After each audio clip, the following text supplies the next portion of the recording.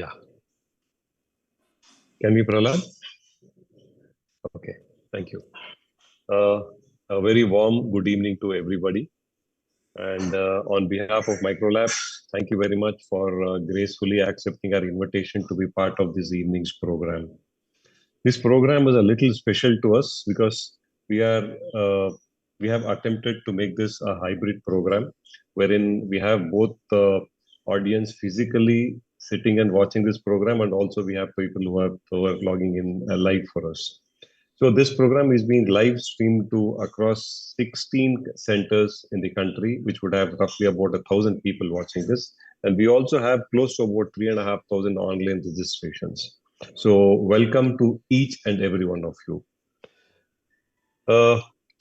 Before we start off, a quick introduction about Microlabs. I'm sure all of you have been standing with Microlabs for the last 50 years. And very, very happy to say that Microlabs is 50 years old and one of the very few organizations in the country who have touched this milestone. So thank you very much for being with us. Thank you very much for trusting us and helping us to grow to what we are today. And not only that, we operate in more than 50 countries globally, apart from a huge Indian presence. We have close to about 3,300 products registered registered. And we also have 14 state-of-the-art manufacturing facilities, which would cater to all our domestic and international requirements. So without wasting much of the time, I'll hand over the session to Dr. A.K. Kar, who will again in turn introduce the speaker and introduce the topic. Dr. A.K. Kar is one of the senior most cardiologists of the country. He's currently associated with B.M. Birla Heart Research Center, Calcutta. And he's been the ex-president of Cardiological Society of India and ex-general secretary of Cardiological Society of India. He's a fellow of American College of Cardiology, and he's also a fellow of Indian College of Cardiology. And he's personally presented and published more than 200 papers in national and international journals. So thank you very much, sir, for being the chair for today. I request you to introduce the speaker, topic, and hand over the session to him, sir. Thank you very much, and over to you, Dr. Kar. Thanks for the nice compliments by the micro people. Thanks for everybody for coming here to join this session on hypertension. And today we are going to have a session on management of hypertension by combination therapy. Now, all of us, we are aware that in our day-to-day practice, hypertension is the commonest clinical problem what we are facing as a cardiologist and as a general physician and as a specialist physician.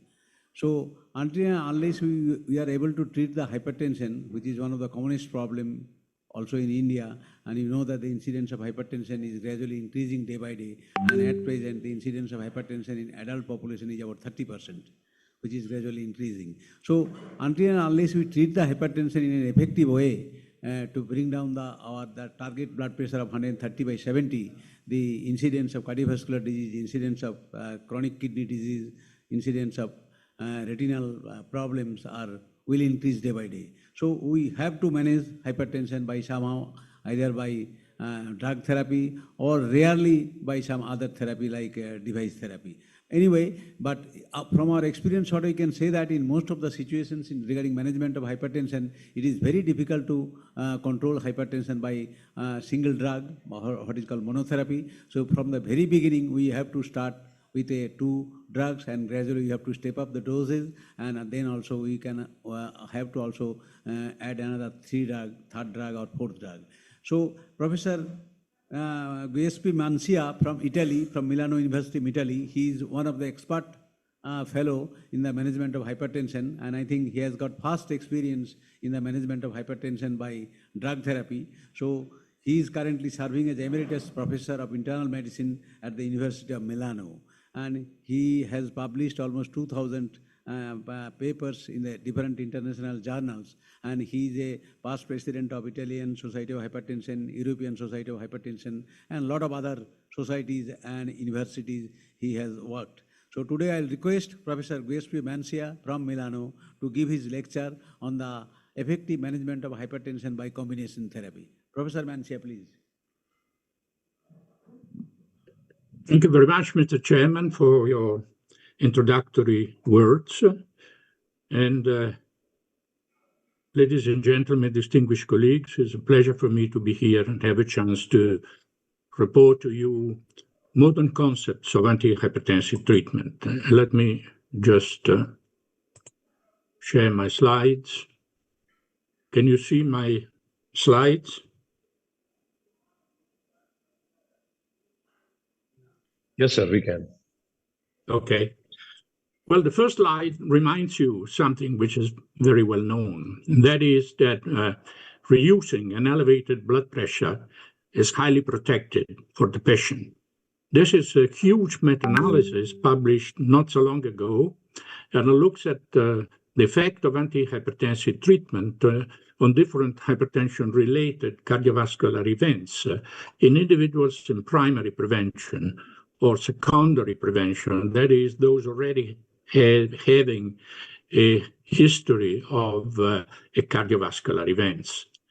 And I think it's very clear that regardless the hypertension-related type of events, reducing blood pressure is associated with a reduction in the risk of cardiovascular event. And a sizable reduction, because, for example, for overall cardiovascular events, we are approaching a 30% reduction in the risk of events. So this means that for a physician, it is mandatory to lower blood pressure in individuals in whom there is a blood pressure elevation. In the past, a different strategy from the one used today was recommended by international guidelines, including the WHO guidelines. That is to start treatment with one drug and increase the dose of the drug to obtain an increased blood pressure lowering effects. And you see here what happens for 5 different drugs, which happen to be the first choice drugs for the treatment of hypertension in many guidelines. Increasing the dose is associated with an increase in the antihypertensive blood pressure effect. But you can also see that, particularly for some drug classes, this is accompanied by a disproportionate increase in the risk of side effects. So this strategy, which was the recommended one many years ago, has now been abandoned. But this one is still used by many physicians, and it is called sequential monotherapy. Drug A is not effective, well, the doctor moves to drug B. If drug B is not effective, it moves to drug C, and so on and so forth. Now, this is a very consuming blood pressure lowering treatment strategy because it takes weeks or even months to decide whether a drug is effective or not. But the greatest limitation of this strategy is that monotherapy in general is not particularly effective in controlling an elevated blood pressure. And this is an example from an old study on isolated systolic hypertension, randomized study. You can see that at the end of the treatment titration, well, only a minority of the patients had a sizable blood pressure reduction and blood pressure control, regardless which monotherapy was used. 1 out of 4 patients, 1 out of 5 patients. On the contrary, if we add the second drug to the first drug, the response of the patient, as far as blood pressure is concerned, is enormously greater.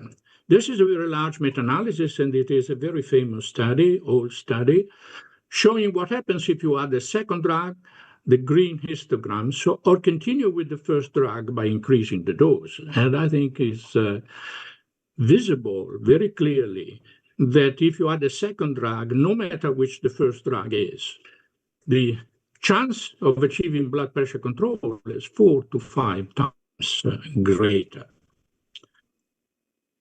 And if you add a third drug to a 2-drug regimen, there is a further sizable blood pressure reduction. This is an example. Patients on 2 drugs having a blood pressure reduction by 2 drugs, the blue histograms.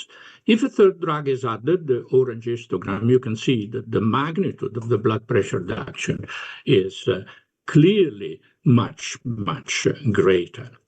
This is the reason why guidelines since now more than 20 years or 25 years, all recommend combination treatment as the most important treatment strategy for controlling blood pressure in hypertension. And this is exemplified by what has been a very popular antihypertensive treatment strategy, the so-called treatment step care approach. We start with one drug. If one drug is not effective, we add a second drug and then a third drug and maybe even a fourth drug. Now, there is nothing wrong from the point of view of the logics as far as the step care approach is concerned.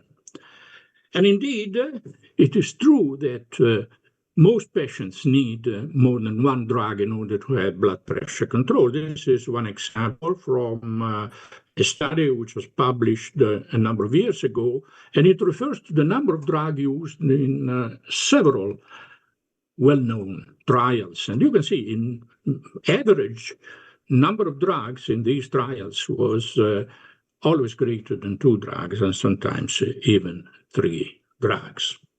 And evidence has been obtained that if we look at the effect of combination treatment on cardiovascular events, then there is the specific evidence that combining drugs is protective, and this comes from a meta-analysis of randomized trials. You can see here what happens in studies using 2 drugs versus 1 drug, or using 3 drugs versus 2 drugs, more complex treatment versus less complex treatment. And you can see that most of the hypertension-related cardiovascular events were reduced by combination treatment. So we do have evidence that combination treatment, when specifically addressed, is protective against hypertension-related cardiovascular events. What is the problem then if there is a general agreement about the effectiveness and about the protective effect of combination treatment in hypertension? The problem is that still today, in many countries, monotherapy remains the most common type of treatment. You have an example here in different countries, different studies, and in all these countries, about 2/3 of the patients remain on combination treatment compared to 1/3 in monotherapy. And this is regarded to be the reason why blood pressure control around the world, control of an elevated blood pressure is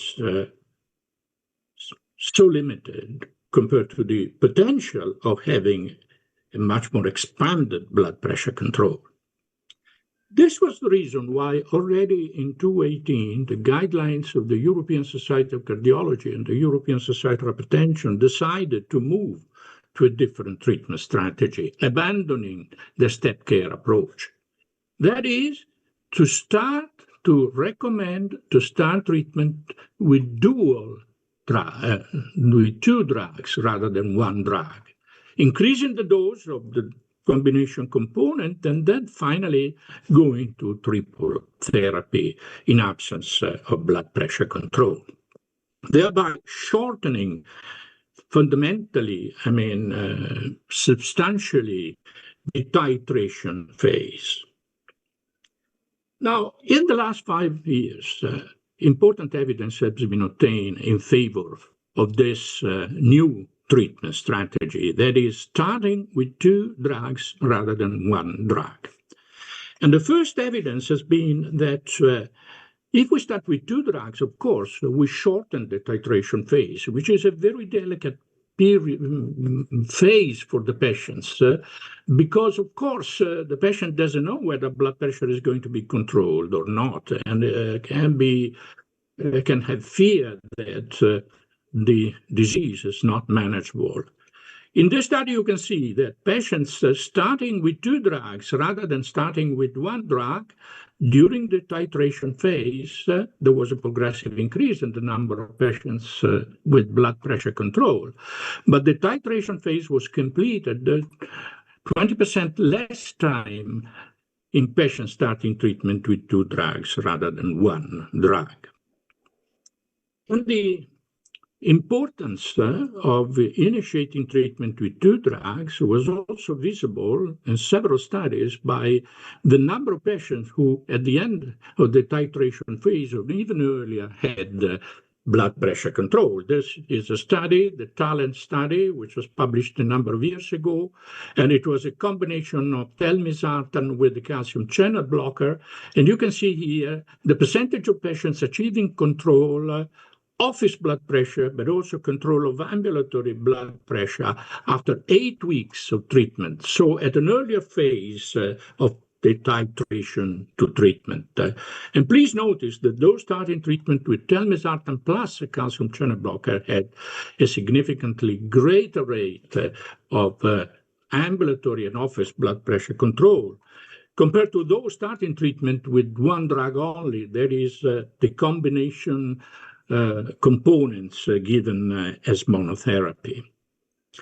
Now, don't think that pressure control is clinically not significant. It is significant because there is evidence from trials that in patients at high risk, such as, for example, those of the VALUE study, earlier blood pressure control was associated with patients' protection. Here you have data from the so-called immediate responders, those in which blood pressure control was achieved within 1 month, compared to those in which control was achieved later, after 1 month. And you can see that those with earlier blood pressure control had a reduced risk of cardiovascular events. But the evidence collected in the last few years have gone also to some important practical aspects of antihypertensive treatment. We know that a big problem for the treatment of hypertension is low adherence to the treatment schedule and high treatment inertia. That is, inability to go beyond current treatment if blood pressure is not controlled. And these two factors represent two important factors against the use of combination treatment. Now you have here the data from a database, very large database. We are analyzing in Milan, the place where I live, as more than 10 million people, and we have access to the analysis of these data. And what we did here was very simply to see what happened as far as treatment prescription was concerned in patients starting treatment with one drug in the following 3 years. And you can see that those starting treatment with one drug slowly increased use of combination treatment, but after 3 years, only 1/3 was on combination treatment. Of course, the problem can be bypassed by starting treatment with two drugs. You can see that those starting treatment with two drugs, well, maintain more or less 80% of the patients in which the two-drug treatment schedule continued to be used. Then there is a very interesting finding again from the Lombardy database. That is that starting treatment with two drugs is associated with a reduced rate and risk of treatment discontinuation. You can see here data in which the reference value is those starting treatment with one drug versus those starting treatment with two drugs. And please notice that over the years, the risk of discontinuing treatment was markedly less in those starting treatment with two drugs. And we know that those discontinuing treatment, well, they have a big problem because this is accompanied by a very marked rebound increase in the risk of cardiovascular events. This is a very nice study from the NHANES database in the United States. That is a comparison of the chance of having blood pressure control 1 year after treatment initiation. Compared to initiation of monotherapy, those initiating treatment with two drugs, 1 year later, they had a very clear and significant increase in the chance of reaching blood pressure control. Then data on cardiovascular events, not from randomized trials, but from observational and in some cases population studies. There is a very interesting study it compares those starting treatment with one drug with those starting treatment with two drugs, the white line. In those starting treatment with two drugs, there was an earlier increase in the number of patients achieving blood pressure control, and this was accompanied by a reduction in the incidence and risk of cardiovascular events. And this is also data in this direction from the Lombardy database. Those starting treatment with two drugs and continuing with two drugs, very large numbers, of course, in these databases, as you can see, had a 26% reduction in the risk of cardiovascular events. And this, relates to the same issue, and it shows that those starting treatment with two drugs, well, they had a reduction in the incidence of cardiovascular events compared to those starting treatment with one drug. The other issue I would like to mention before closing is that one single pill combination is associated with an improved adherence to treatment and a further cardiovascular protection.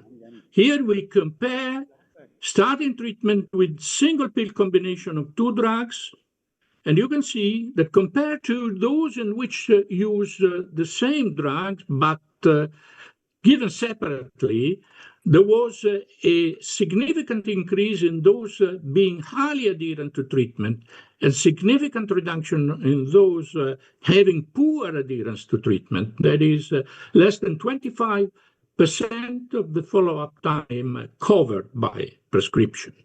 And this was associated with effects on cardiovascular events. The greater was adherence to treatment, the lower was the risk of cardiovascular events.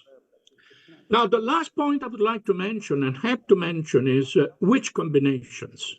And this is the algorithm of the European Society of Hypertension guidelines. And you can see that several combination treatment can be used, but the advised combination in most patients is a blocker of the renin-angiotensin system together with the calcium channel blocker or a diuretic.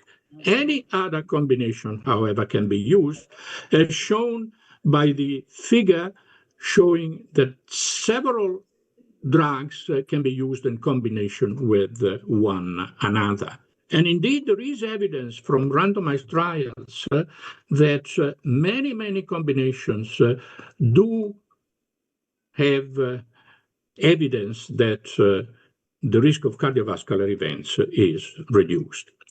So my message is, please try to use combination treatment as often as possible, because this is the best chance we have to improve the currently poor rate of blood pressure control, as shown by a study done in different continents. And first author was a famous Indian scientist, Professor Yusuf.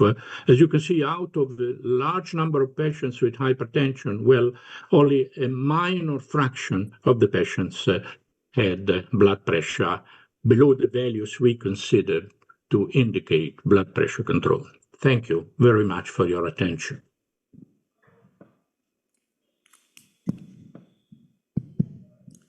Thank you, Professor Mancia. We are very much enlightened with your lecture. So from your lecture, what you can conclude that either dual or triple single pill combination is the drug of choice for the management of hypertension, for the effective management of hypertension. Anyway, what Professor Mancia said about his international experience, now we have got another speaker, Professor Soumitra Roy, from Woodlands Hospital and from the Manipal Heart Hospital. He is one of the senior most cardiologist, academic cardiologist, interventional cardiologist at Kolkata, and he is very much well known all over India. He is very much rather involved in the Cardiological Society of India. So today he is going to speak on the national experience or Indian experience of combination therapy in the management of hypertension. And after his session, we are going to have question and answer session, and we will take the different questions from the audience and also from the other people, and we will try to answer the question. Professor Soumitra Roy. Thank you, Professor Kaur. Thank you, Professor Manchia, for a very crispy presentation and putting the perspective of the subject tonight. My job is a bit simple, just to keep the Indian perspective a bit and to focus on a particular combination instead of all the combinations that you have discussed. But before I go into hypertension, there is a kind of social obligation. This is our colleague, a cardiac surgeon who died at the age of 39 while going to the operation table, OT theater, only 2 weeks ago. And the basic cause was not hypertension, actually sleep deprivation. So that was found out to be the finding in his. And so there is a Healthy Heart initiative which is coming from America and Europe, where with the essential lifestyle changes, we are talking about sleep also nowadays. 6 to 8 hours of good quality sleep is essential for life. And there is some studies very interesting showing that if you sleep below 6 hours a day, your chance of mortality is 23% more. And if you sleep more than 8 hours a day, your chance of mortality is 40% more. So better to undersleep than oversleep. And for siesta, Professor Manchia will understand and appreciate it very much from Italy. Siesta more than 1 hour is very harmful, but siesta from 30 minutes to 1 hour is very beneficial to health. So with this perspective, our company has also launched very good initiatives and patient awareness, and we should all stick to that to spread the awareness of healthy life, including sleep and stress. But coming to my presentation, the prevalence of hypertension in adults in India, the last statistic says around 30%. 30% in adult population, be it rural or urban, be it male or female. As simple as that. And more scary data is that 22% of adolescent and school children between the age of 12 and 16 are hypertensive. 22% of Indian school children, again, not from urban area, these are from semi-urban areas. So that's a very, very scary data from India. And as I said, 20% of young adults suffer from hypertension. And of course, 50% of patients have uncontrolled blood pressure, and Professor Manchi has explained it very, very nicely. And another interesting thing is that majority of cardiovascular events occur with blood pressure below 140/90, which is the so-called standard, and even today's standard by European guidelines. 2,500 adults hypertension follow up for 7 to 8 years, and it has been shown that total events when happened, only 37% had uncontrolled blood pressure and 63% had controlled blood pressure. Control means below 140/90. That is the impetus or incentive for the ACC to bring down the threshold to 130/80. Of course, both ESC and ACC say the target is 130/80, but threshold for treatment should also be 130/80. And how to achieve that? All authorities say start with 2 drugs. Europeans said fixed dose combination. Americans saying you can give them freely in different combination. 1 RAS blockade plus 1 CCB or a diuretic. Here comes a very old study published many years ago, 22 years ago, that is accomplished study where you combine amlodipine with benazepril versus benazepril and hydrochlorothiazide. So RAS blockade with CCB, RAS blockade with diuretic. Both are very first-line therapies by today's standard. But what you see here, that by accomplished trial, that benazepril with amlodipine scored over benazepril with diuretic in all the counts, starting from MI to stroke to heart failure. So that is a very interesting observation. And if you see the effect of thiazide and calcium blocker in combination with ACE inhibitor is more prevalent with the normal body weight. If it is a heavy person, then perhaps they are equal. But for the lean body or BMI below 30, CCB is far better than diuretic. Maybe in obese patient, diuretic is as good as CCB. So that was the thing. An accomplished trial showed also the kidney disease progression also favors calcium channel blocker compared to the diuretic arm. So how we can bring this accomplished trial result after 22 years, and whether we can substitute amlodipine by a modern calcium blocker with cilnidipine, and the ACE inhibitor benazepril by an ARB telmisartan.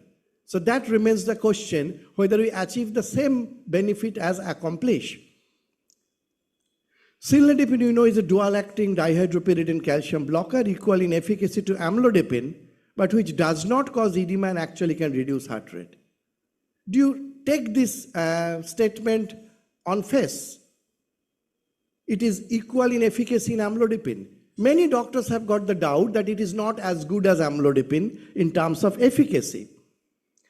Actually, we did a trial from India with Dr. Venkatram. I was part of the trial. It is called TELCOM trial, which was published in American Journal of Cardiology 3 years ago. And it's the first time in the world where it was shown whether 130/80 target can be achieved with telmisartan amlodipine vis-a-vis telmisartan cilnidipine combination. First time in the world it was published and done. And it was mild to moderate hypertensive patient who are not controlled with one therapy. That is 130/80 and above pressure with monotherapy. So you are giving them in two. And we also knew that brachial pressure is not everything. Central pressure and central parameters are very important. So Dr. Venkatram got a very fantastic instrument where we could do the central pressure, aortic augmentation pressure, aortic augmentation index, and all the central parameters non-invisibly. And what we found, it was telmisartan with 5 milligram amlodipine versus telmisartan with 10 milligram cilnidipine. Look here, not 20 milligram, not 40 milligram, 10 milligram cilnidipine against 5 milligram amlodipine with telmisartan 40 remaining same. And what we found, exactly equal blood pressure control in the both arms. What we found, 24 hours ABPM control at the end of two months, exactly same. What we found, central aortic blood pressure level, exactly same. Central aortic augmentation pressure, exactly same. Pulse wave velocity during the follow-up, exactly same. Excellent tolerability also. Again, here we funnily showed that amlodipine and cilnidipine had got same edema. So at least we prove here that cilnidipine 10 milligram is equivalent to amlodipine 5 milligram in potency and its side effect, and they can equally reduce the blood pressure to the target of below 130/80 in majority of Indian patients with mild to moderate hypertension. So why choose cilnidipine? If amlodipine and cilnidipine have got the same effect and side effect, why cilnidipine? Now there are 4 points or 3 points in favor of cilnidipine. Number one, cilnidipine increases plasma angiotensin 1:7 to angiotensin 2 ratio in patient on this combination, a finding likely to be cardiovascular benefit. This is one reason you should give cilnidipine rather than amlodipine.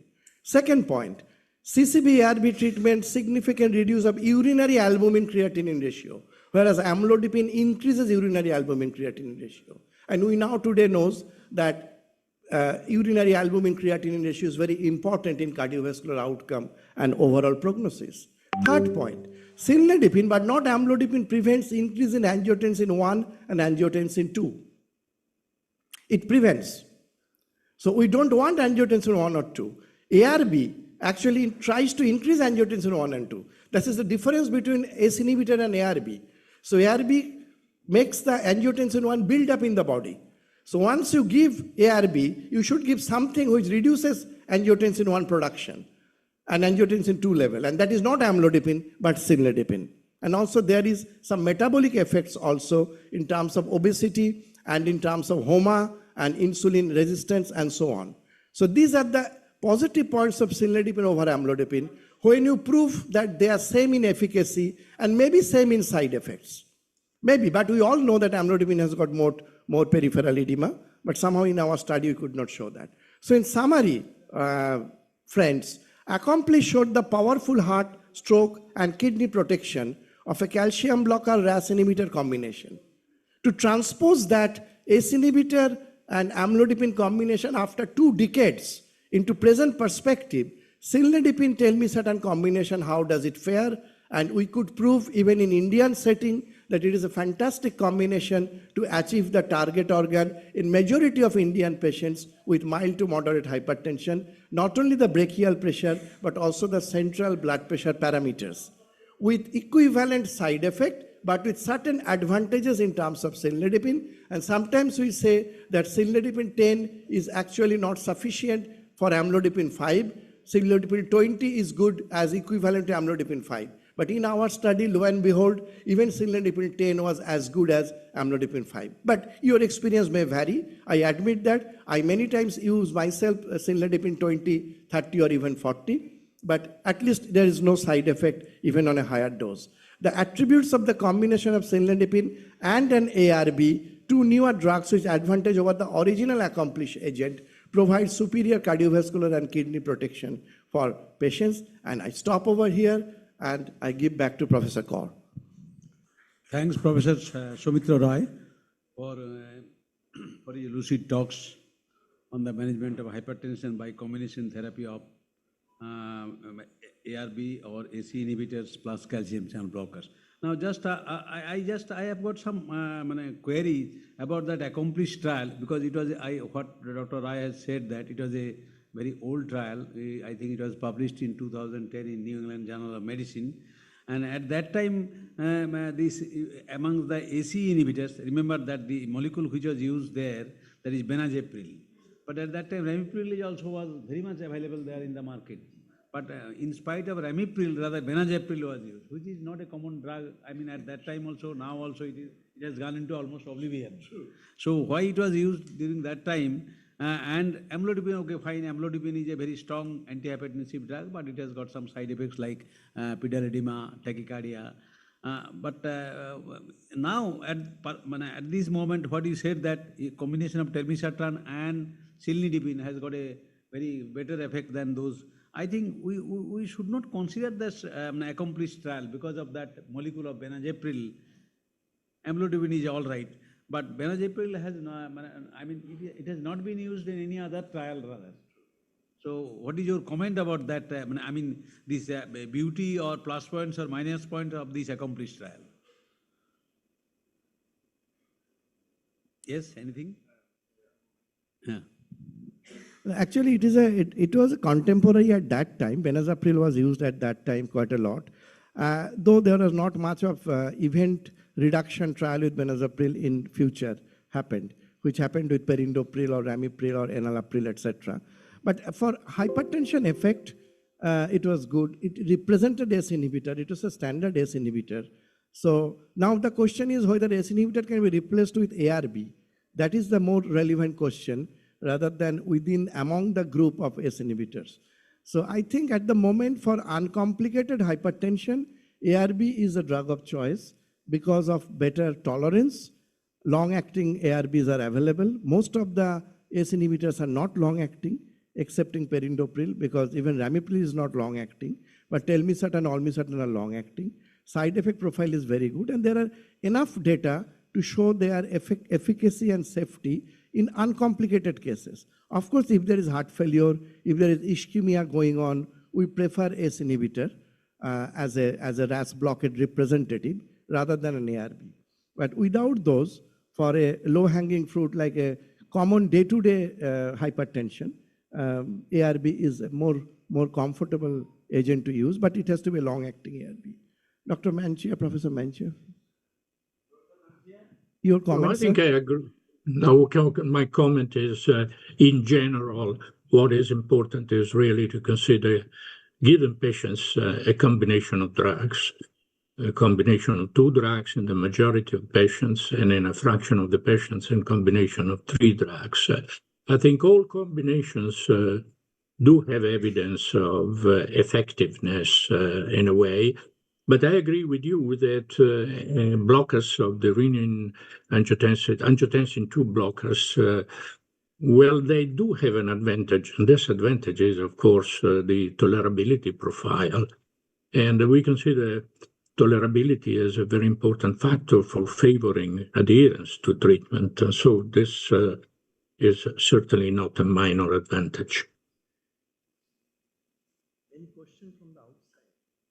Any question coming from the other centers? Show me the that question and answers list. There are some question and answer list is there.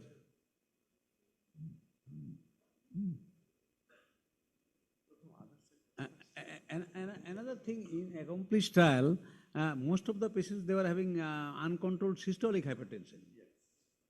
So the spectrum was totally different. So that's why you cannot you cannot extrapolate that accomplished trial to our present situation. But again, having said so, if you see JNC 1 to 3 concentrated only on diastolic blood pressure. They didn't think systolic was important. But since then, after the MRC trial and then JNC 4, 5, 6, 4, 5 concentrated both on systolic and diastolic.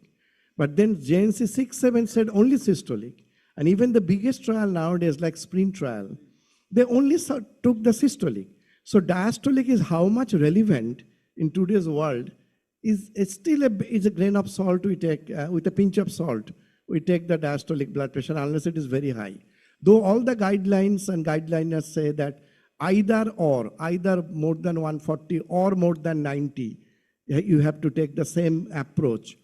But isolated diastolic hypertension is how much important, still there is some doubt. So I think still our focus will be systolic blood pressure control, unless it is a young person with isolated diastolic hypertension, etc. Professor Manche, what is your idea about isolated diastolic hypertension, its relevance today, how important it is? I think it's, of course, it's extremely important. You think that isolated systolic hypertension, isolated systolic we're talking, isolated diastolic. Diastolic, sorry. Of course. Well, isolated diastolic hypertension is a Cinderella, and has been a Cinderella of the guidelines because, it has not even been mentioned in previous guidelines. Now guidelines do mention this. The guidelines of the European Society of Hypertension do mention this. But for sure, we know that it characterizes mainly middle-aged or younger people.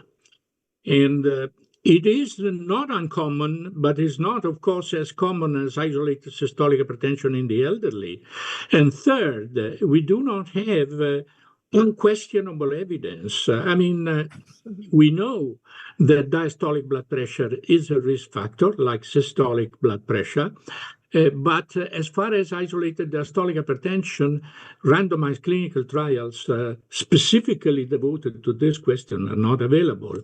Absolutely. We recommend, of course, in younger people who have an increase in diastolic blood pressure to try to lower diastolic blood pressure based on epidemiology mainly.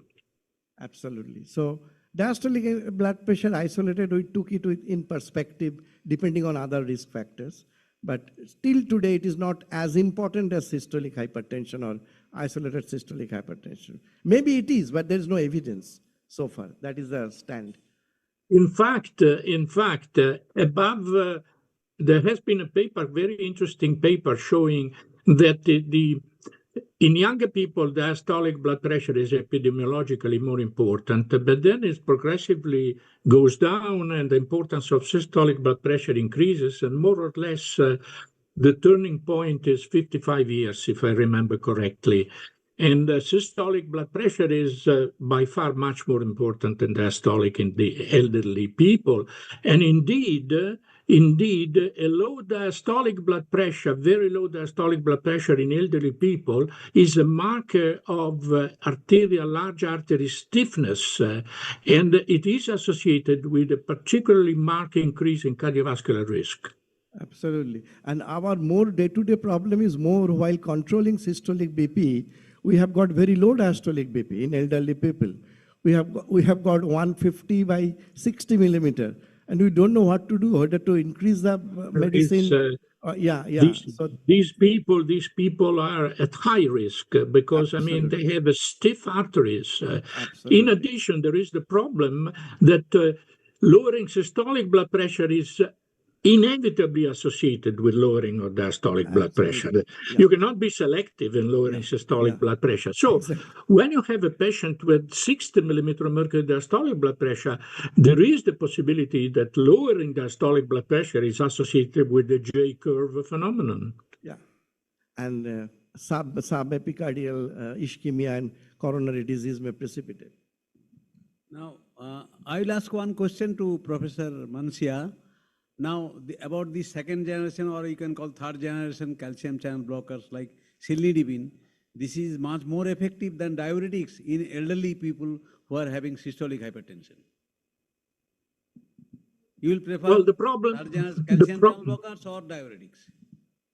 The problem of effectiveness on blood pressure of different drugs, of course, you can find anything you like in different studies. But if you look at big numbers and big meta-analysis, I mean, what comes out is that taking the general hypertensive population, more or less, these drugs have a similar effectiveness. This doesn't mean that in individual people, one drug can be more effective than another, but this has to be resolved by a try and see treatment strategy. Yeah. Any question coming from other centers or from the floor? Yes, doctor.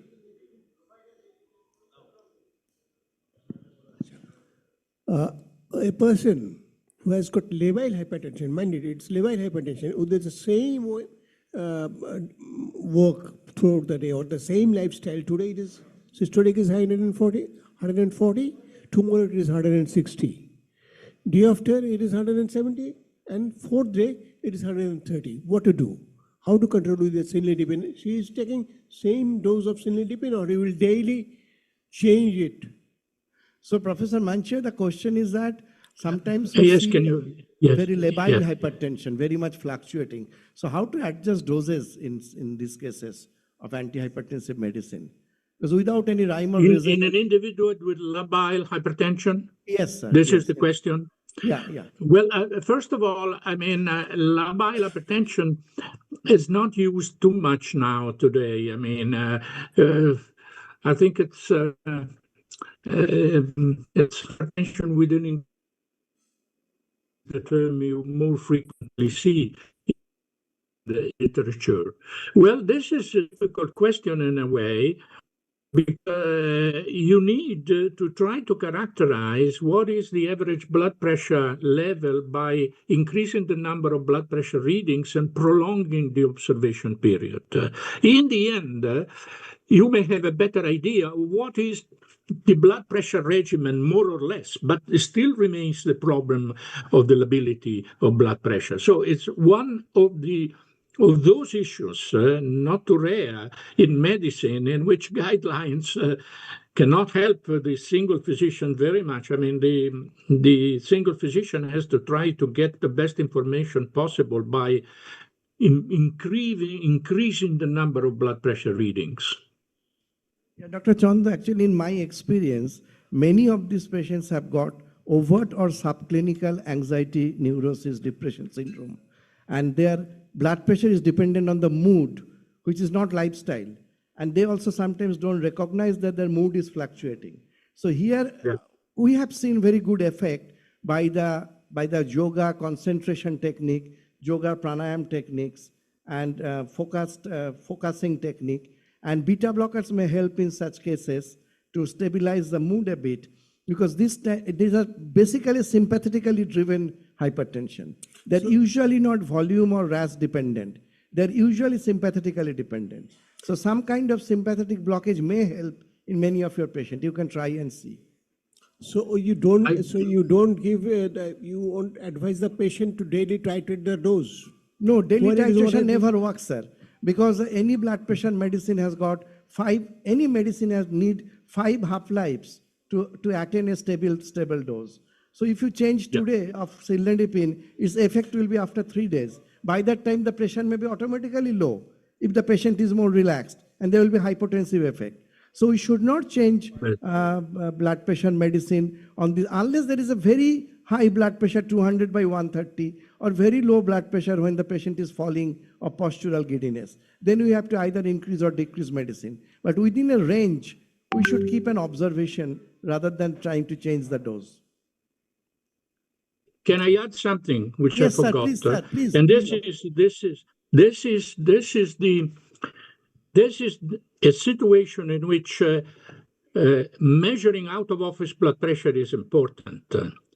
That is, if you measure 24-hour blood pressure and you find variability and calculate the 24-hour mean, this is important information because 24-hour mean, regardless how variable is blood pressure during the 24 hours, is associated with a pretty good predictive ability as far as cardiovascular risk is concerned.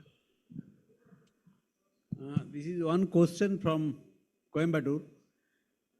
Professor Mancia, do you need routine measurement of central aortic pressure for assessing cardiovascular benefits? Central aortic pressure Yes, measurement. good question. Central blood pressure is a very interesting physiological concept because this is the blood pressure which is seen by the vital organs. Vital organs do not see radial artery pressure. They see aortic pressure, they see carotid pressure, they see pressure in the renal artery, so in the central arteries. So this is a very good argument, a very good topic for research. I think it's not ready to be used in clinical practice because, first of all, would make the life of physician and the cost much greater.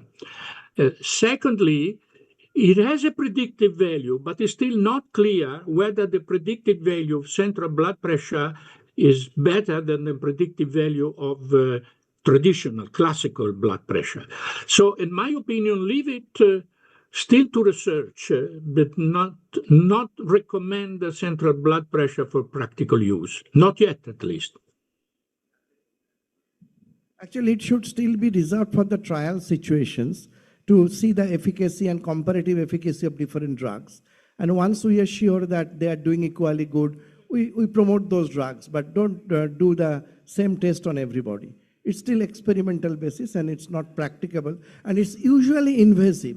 So what we used in our study was a very, very fantastic gadget which does it non-invasively, but it's very rarely available, I can tell you. Not available in India at least. It was an imported machine and we have to give it back. So it is not that practicable. Among the ARBs, is there any choice how to make a choice about telmisartan or olmesartan, or there is no such extra points or extra advantages?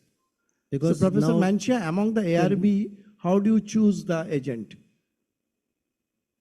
I think first of all, the duration of action, I think it's important. And there are several ARBs which cover clearly the 24 hours, some not. For example, losartan has been the first and has good evidence of protection, but has a shorter duration of action than the following ARBs drugs. So this is, to me, the main factor to look at. As far as the other factors are concerned, I think not all ARBs have evidence from large randomized clinical trials, but in general, the feeling is that more or less they have the same clinical profile. Thank you. Yeah. So one is the duration of action, and second is both telmisartan and olmesartan are equally long acting. But then you see who has got more backup of evidence of good Exactly. effect. This is what I meant for as far as evidence is concerned. Yes. My last question from my side, Professor Mancia. Do you think this combination of ARB and calcium channel blockers has got some pleiotropic effects in addition to the controlling the blood pressure? Very good question, but very difficult question. Because this has been looked at for many, many years without coming out clearly with a clear answer. I mean, the strongest evidence is that most of the protective effect of antihypertensive treatment is due to blood pressure lowering per se, regardless how it is obtained. If you compare different drugs in large meta-analysis, you see that for a similar reduction in blood pressure, the differences between drugs are very small or non-existing between all 5 major drugs. But this is not the case in some specific conditions. For example, chronic kidney disease, there is no question that blockers of the renin-angiotensin system do have evidence of a greater protection. But in the general hypertensive population, my bias is that what is really important is controlling blood pressure. Pleiotropic effects cannot be excluded, of course, but they seem to me to cover a small portion of the benefit at the best. Yeah, actually, Professor Kaur, pleiotropy is a very, very difficult word. I mean, say RAS blockade is good for kidney disease. Calcium blocker is good for angina. So these are not pleiotropic effect, isn't it? I mean, they are effects, other effects. These are other effects. They are effects in different patients, which is different. Yeah, yes, exactly. I agree. Exactly. Yeah. So pleiotropic effect generally means you don't understand what it is doing, but it's doing some good. So that is pleiotropic. Well, for example, greater effect on arterial distensibility, endothelial protection, everything things goes to like endothelium. this. That is part of physiological markers, and we can easily understand why it is difficult to give a value to these markers, because it can be that they are better on some markers, but what is the relevance of these markers to the overall patient's protection? Exactly. So one question came from Dr. Srikant Govalkar. Is dose response in a given patient predictable? Combination may bring down blood pressure to very low level. So should you start with a combination? Yeah, of course. This is a relevant question clinically, and the guidelines of the European Society of Hypertension, they do recommend initial combination treatment in the vast majority, but not in all patients. Okay, so patients above 80 years of age, frail patients, well, in this case, cautionary reasons are important, though, so we should start with one drug. Or, for example, patients with a slight elevation in blood pressure, for example, very close to 140 millimeter mercury, or high-risk patients with a blood pressure between 130 and 139 millimeter mercury, who are candidates for treatments. I mean, then it takes a few millimeter mercury to go below 130 millimeter mercury, which is the target blood pressure, and one drug can do this. So there are some subgroups in which initial monotherapy is still recommended. But in the majority of hypertensive patients, we think that combination treatment initially is important. The last question to Professor Mansia. Do you think there is increased major cardiovascular events if you bring down the blood pressure to 140/90 or below? This is a debated issue. I think that, and there are different, I think that in patients above 79 years of age, the first goal is to go below 140/90 millimeter mercury, because at this level there is already a clear-cut protection. Okay, the fraction of the protection achieved by going below 140 millimeter mercury is remarkable. But then if patients tolerate further reduction, we should try to go below 130 millimeter mercury.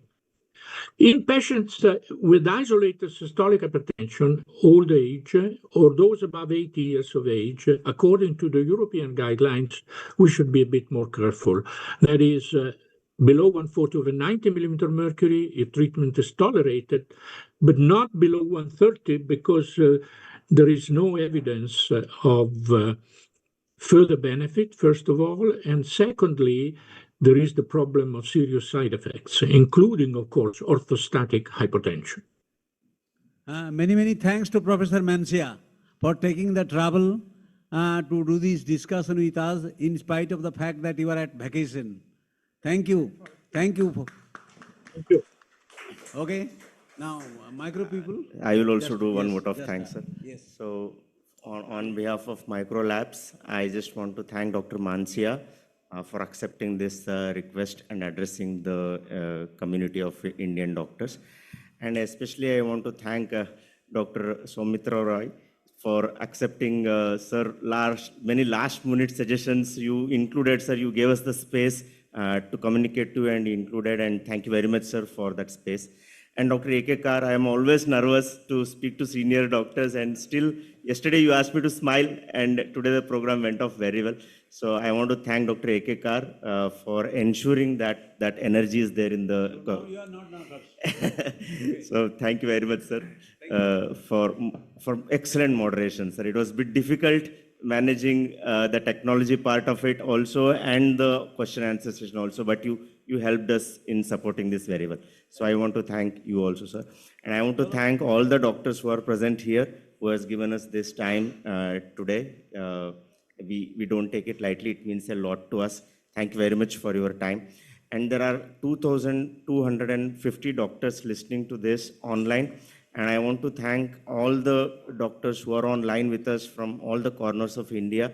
There were many questions which we couldn't pass it on to you. We will come to you, sir, with a printed questionnaire, and we'll try to answer those. We'll try to take those questions, Dr. Manchia, also in future. And there are few people here who did a lot of work in the background. My team members, my area managers, my boy, Priyatosh. So I want to thank Mrudul, ASM, my RSM, and Jayanta, sir, who is our sales head. Thank you all. Thank you very much. Thank you. And have a nice weekend, Professor Manchia. Enjoy the rest of your holiday. Thank you very much.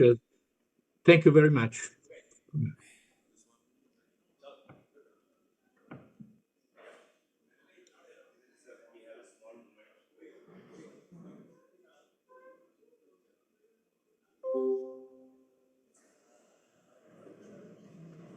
Recording stopped.